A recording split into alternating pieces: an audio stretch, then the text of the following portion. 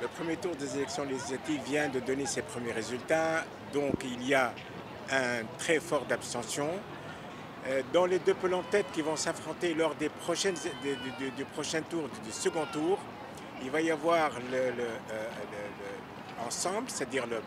la coalition qui soutient le président de la République, et la NUPES qui est l'organisation de la gauche, avec la différence que cette fois-ci, ce n'est plus la gauche classique qui la domine, c'est l'extrême gauche qui la domine. C'est la France insoumise qui la domine, et donc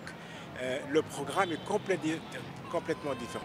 Le second tour va trancher maintenant, ça va être le tour de la clarification politique, c'est-à-dire soit les électeurs vont soutenir le président de la République dans un projet qui est de centre, gauche et droite, mais du centre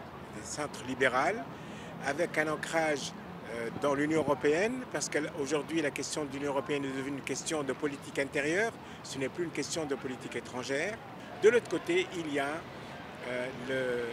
la coalition conduite par l'extrême gauche, qui a un programme économique totalement différent, qui est un programme économique qui est fondé sur la taxation, qui est fondé sur la dépense et qui est fondé sur plus d'impôts. La question des voix est moins importante parce qu'il faut, pour les élections législatives, la projeter en siège. Et quand on la projette en siège, il y a ce qu'on appelle le phénomène majoritaire à deux tours. Dans ce cas,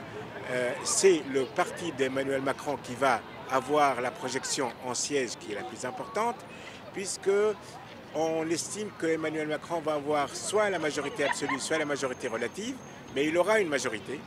alors que la NUPES de Mélenchon, elle aura un bon score au niveau des voix, mais elle n'aura pas la majorité pour gouverner. Et donc le gouvernement sera